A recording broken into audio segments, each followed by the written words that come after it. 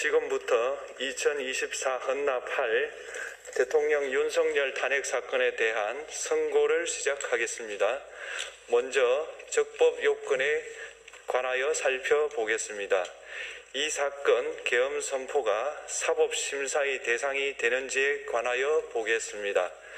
고위공직자의 헌법 및 법률 위반으로부터 헌법 질서를 수호하고자 하는 탄핵 심판의 취지를 고려하면 이 사건 계엄 선포가 고도의 정치적 결단을 요하는 행위라 하더라도 그 헌법 및 법률 위반 여부를 심사할 수 있습니다. 국회 법사의 조사 없이 이 사건 탄핵 소추안을 의결한 점에 대하여 보겠습니다. 헌법은 국회의 소추 절차를 입법에 맡기고 있고 국회법은 법사위 조사 여부를 국회의 재량으로 규정하고 있습니다. 따라서 법사위의 조사가 없었다고 하여 탄핵 소추 의결이 부적법하다고 볼 수 없습니다. 이 사건 탄핵 소추안의 의결이 일사부재의 원칙에 위반되는지 여부에 대해서 보겠습니다. 국회법은 부결된 안건을 같은 회기 중에 다시 발의할 수 없도록 규정하고 있습니다. 피청구인에 대한 1차 탄핵소추안이 제418회 정기회 회기에 투표 불성립되었지만 이 사건 탄핵소추안은 제419회 임시회 회기 중에 발의되었으므로 일사부재의 원칙에 위반되지 않습니다. 한편 이에 대해서는 다른 회기에도 탄핵소추안의 발의 횟수를 제한하는 입법이 필요하다는 재판관 정형식의 보충 의견이 있습니다. 이 사건 계엄이 단시간 안에 해제되었고 이로 인한 피해가 발생하지 않았으므로 보호이익이 헌결되었는지 여부에 대해서 보겠습니다. 이 사건 계엄이 해제되었다고 하더라도 이 사건 계엄으로 인하여 이 사건 탄핵 사유는 이미 발생하였으므로 심판의 이익이 부정된다고 볼 수 없습니다. 소추 의결서에서 내란죄 등 형법 위반 행위로 구성하였던 것을 탄핵 심판 청구 이후에 헌법 위반 행위로 포섭하여 주장한 점에 대하여 보겠습니다. 기본적 사실관계는 동일하게 유지하면서 적용 법조문을 철회, 변경하는 것은 소추사유의 철회, 변경에 해당하지 않으므로 특별한 절차를 거치지 않더라도 허용됩니다. 피청구인은 소추사유에 뇌란죄 관련 부분이 없었다면 의결 정족수를 충족하지 못하였을 것이라고 주장하지만 이는 가정적 주장에 불과하며 객관적으로 뒷받침할 만한 근거도 없습니다. 대통령의 지위를 탈취하기 위하여 탄핵 소추권을 남용하였다는 주장에 대하여 보겠습니다. 이 사건 탄핵 소추안의 의결 과정이 적법하고 피소추자의 헌법 또는 법률 위반이 일정 수준 이상 소명되었으므로 탄핵 소추권이 남용되었다고 볼 수 없습니다. 그렇다면 이 사건 탄핵 심판 청구는 적법합니다.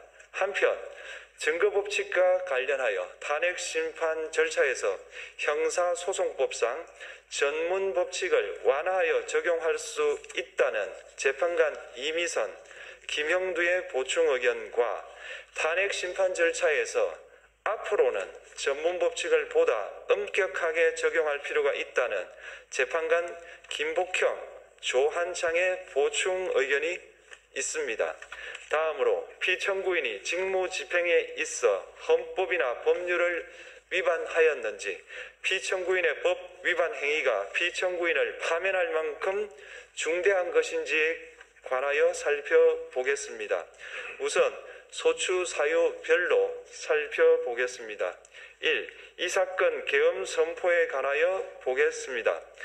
헌법 및 계엄법에 따르면 비상계엄 선포의 실체적 요건 중 하나는 전시, 사변 또는 이에 준하는 국가 비상사태로 저가 교전 상태에 있거나 사회 질서가 극도로 교란되어 행정 및 사법 기능의 수행이 현저히 곤란한 상황이 현실적으로 발생하여야 한다는 것입니다. 피청구인은 야당이 다수 의석을 차지한 국회의 이례적인 탄핵소추 추진, 일방적인 입법권 행사 및 예산삭감 시도 등의 전횡으로 인하여 위와 같은 중대한 위기사항이 발생하였다고 주장합니다. 피청구인의 취임 후 이 사건 계엄 선포 전까지 국회는 행안부 장관, 검사, 방통위위원장, 감사원장 등에 대하여 총 22건의 탄핵소추안을 발의하였습니다. 이는 국회가 탄핵소추 사유의 위헌, 위법성에 대해 숙고하지 않은 채 법 위반의 의혹에만 근거하여 탄핵심판 제도를 정부에 대한 정치적 압박 수단으로 이용하였다는 우려를 낳았습니다. 그러나 이 사건 계엄 선포 당시에는 검사 1인 및 방통위위원장에 대한 탄핵심판 절차만이 진행 중이었습니다. 피청구인이 야당이 일방적으로 통과시켜 문제가 있다고 주장하는 법률안들은 피청구인이 제의를 요구하거나 공포를 보류하여 그 효력이 발생되지 않은 상태였습니다. 2025년도 예산안은 2024년 예산을 집행하고 있었던 이 사건 계엄 선포 당시 상황에 어떠한 영향을 미칠 수 없고 위 예산안에 대하여 국회 예결특위의 의결이 있었을 뿐 본회의의 의결이 있었던 것도 아닙니다. 따라서 국회의 탄핵소추, 입법, 예산안 심의 등의 권한 행사가 이 사건 계엄 선포 당시 중대한 위기 상황을 현실적으로 발생시켰다고 볼 수 없습니다. 국회의 권한 행사가 위법, 부당하더라도 헌법재판소의 탄핵 심판, 피청구인의 법률안 제의 요구 등 평상시 권력 행사 방법으로 대처할 수 있으므로 국가 긴급권의 행사를 정당화할 수 없습니다. 피청구인은 부정선거 의혹을 해소하기 위하여 이 사건 계엄을 선포하였다고도 주장합니다. 그러나 어떠한 의혹이 있다는 것만으로 중대한 위기 상황이 현실적으로 발생하였다고 볼 수는 없습니다. 또한 중앙선관위는 제22대 국회의원 선거 전에 보안 취약점에 대하여 대부분 조치하였다고 발표하였으며 사전, 우편, 투표함, 보관장소, CCTV 영상을 24시간 공개하고 개표 과정에 수검표 제도를 도입하는 등의 대책을 마련하였다는 점에서도 피청구인의 주장은 타당하다고 볼 수 없습니다. 결국 피청구인이 주장하는 사정을 모두 고려하더라도 피청구인의 판단을 객관적으로 정당화할 수 있을 정도의 위기 상황이 이 사건 계엄 선포 당시 존재하였다고 볼 수 없습니다. 헌법과 계엄법은 비상계엄 선포의 실체적 요건으로 병력으로서 군사상의 필요에 응하거나 공공의 안정질서를 유지할 필요와 목적이 있을 것을 요구하고 있습니다. 그런데 피청구인이 주장하는 국회의 권한 행사로 인한 국정마비 상태나 부정선거 의혹은 정치적, 제도적, 사법적 수단을 통하여 해결하여야 할 문제이지 병력을 동원하여 해결할 수 있는 것이 아닙니다. 피청구인은 이 사건 계엄이 야당의 전횡과 국정위기 상황을 국민에게 알리기 위한 경고성 계엄 또는 호소형 계엄이라고 주장하지만 이는 계엄법이 정한 계엄 선포의 목적이 아닙니다. 또한 피청구인은 계엄 선포에 그치지 아니하고 군경을 동원하여 국회의 권한 행사를 방해하는 등의 헌법 및 법률 위반 행위로 나아갔으므로 경고성 또는 호소형 계엄이라는 피청구인의 주장을 받아들일 수 없습니다. 그렇다면 이 사건 계엄 선포는 비상계엄 선포의 실체적 요건을 위반한 것입니다. 다음으로 이 사건 계엄 선포가 절차적 요건을 준수하였는지에 관하여 보겠습니다. 계엄 선포 및 계엄 사령관 임명은 국무회의의 심의를 거쳐야 합니다. 피청구인이 이 사건 계엄을 선포하기 직전에 국무총리 및 9명의 국무위원에게 계엄 선포의 취지를 간략히 설명한 사실은 인정됩니다. 그러나 피청구인은 계엄사령관 등 이 사건 계엄의 구체적인 내용을 설명하지 않았고 다른 구성원들에게 의견을 진술할 기회를 부여하지 않은 점을 고려하면 이 사건 계엄 선포에 관한 심의가 이루어졌다고 보기도 어렵습니다. 그 외에도 피청구인은 국무총리와 관계 국무위원이 비상계엄 선포문에 부서하지 않았음에도 이 사건 계엄을 선포하였고 그 시행 일시, 시행 지역 및 계엄사령관을 공고하지 않았으며 지체 없이 국회에 통고하지도 않았으므로 헌법 및 계엄법이 정한 비상계엄 선포의 절차적 요건을 위반하였습니다. 2. 국회에 대한 군경 투입에 관하여 보겠습니다. 피청구인은 국방부 장관에게 국회에 군대를 투입할 것을 지시하였습니다. 이에 군인들은 헬기 등을 이용하여 국회 경내로 진입하였고 일부는 유리창을 깨고 본관 내부로 들어가기도 하였습니다. 피청구인은 육군 특수전 사령관 등에게 의결 정족수가 채워지지 않은 것 같으니 문을 부수고 들어가서 안에 있는 인원들을 끄집어내라는 등의 지시를 하였습니다.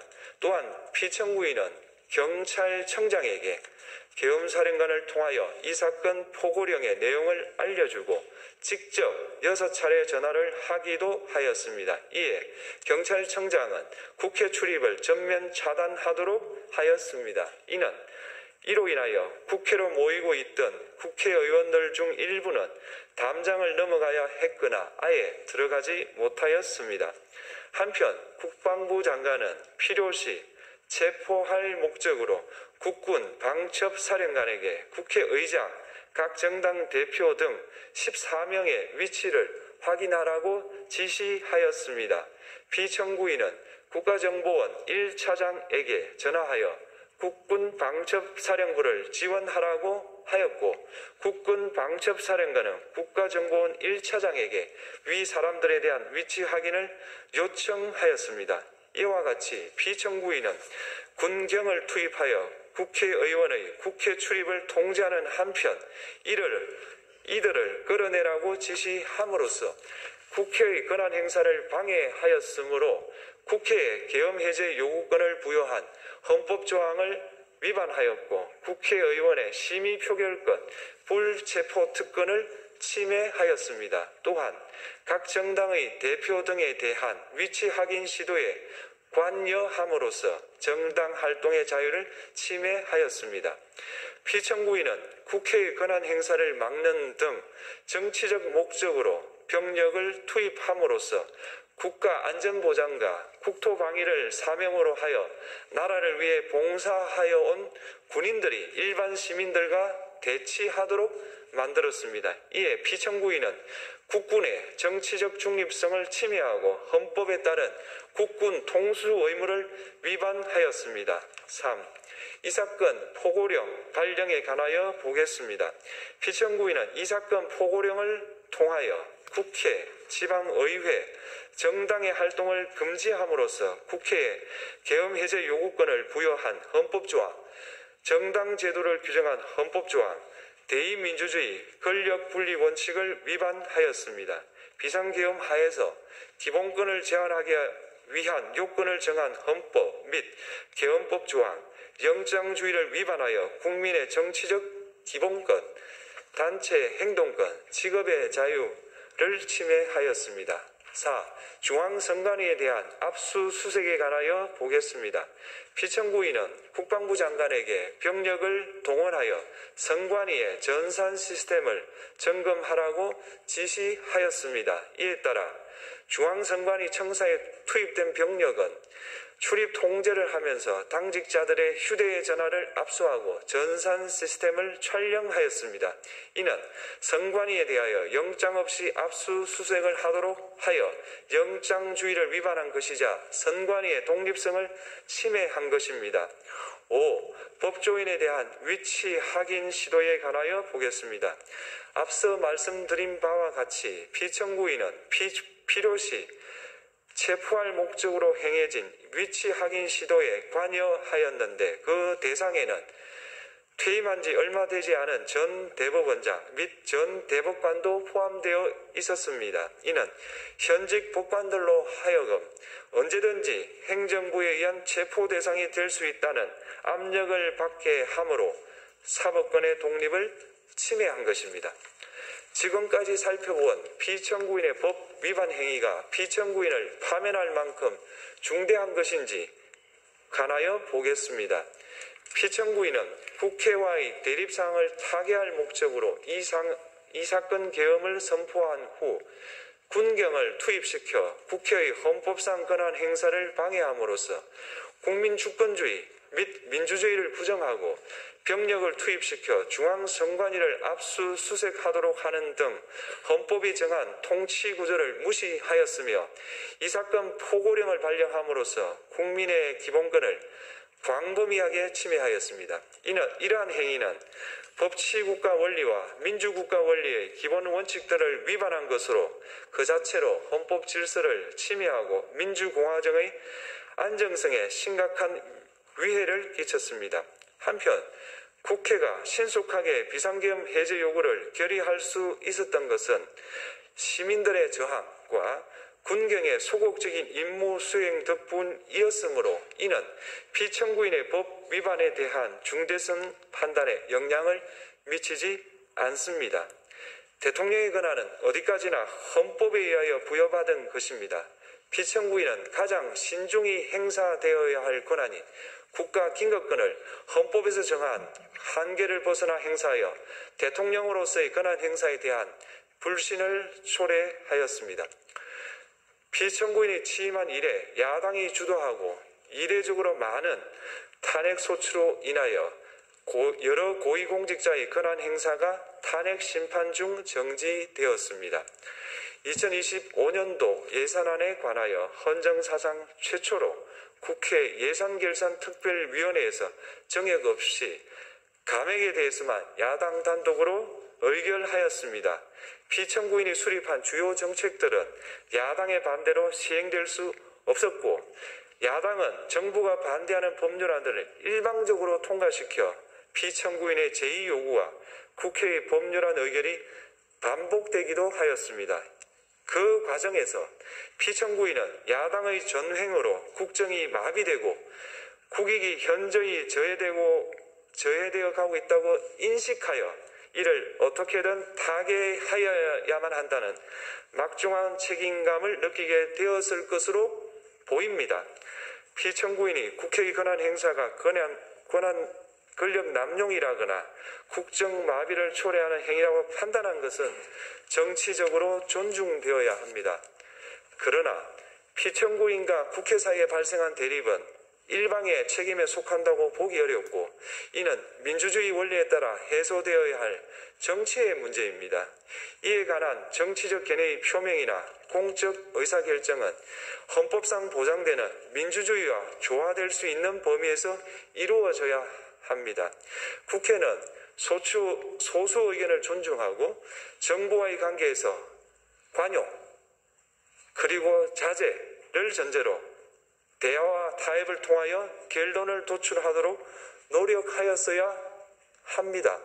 피청구인 역시 국회의 대표인 국회를 협치의 대상으로 존중하였어야 합니다. 그럼에도 불구하고 피청구인은 국회를 배제의 대상으로 삼았는데 이는 민주정치의 전제를 허무는 것으로 민주주의와 조화된다고 보기 어렵습니다. 피청구인은 국회의 권한 행사가 다수의 횡포라고 판단했다 하더라도 헌법이 예정한 자구책을 통해 견제와 균형이 실현될 수 있도록 하였어야 합니다.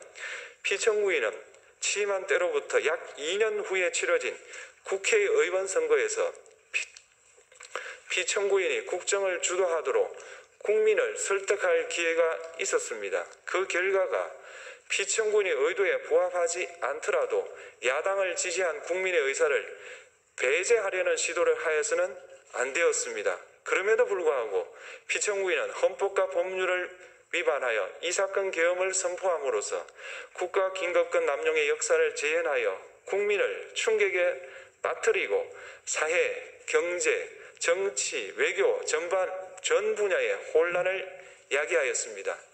국민 모두의 대통령으로서 자신을 지지하는 국민을 초월하여 사회 공동체를 통합시켜야 할 책무를 위반하였습니다. 군경을 동원하여 국회 등 헌법기관의 권한을 훼손하고 국민의 기본적 인권을 침해함으로써 헌법소의 책무를 저버리고 민주공화국의 주권자인 대한국민의 신임을 중대하게 배반하였습니다. 결국 피청구인의 위헌 위법 행위는 국민의 신임을 배반한 것으로 헌법 소의 관점에서 용납될 수 없는 중대한 법 위반 행위에 해당합니다. 피청구인의 법 위반 행위가 헌법 질서에 미친 부정적 영향과 파급 효과가 중대하므로 피청구인을 파면함으로써 얻는 헌법 소의 이익이 대통령 파면에 따르는 국가적 손실을 압도할 정도로 크다고 인정됩니다. 이에 재판관 전원의 일치된 의견으로 주문을 선고합니다. 탄핵 사건이므로 선고 시각을 확인하겠습니다. 지금 시각은 오전 11시 22분입니다. 주문, 피청구인 대통령 윤석열을 파면한다.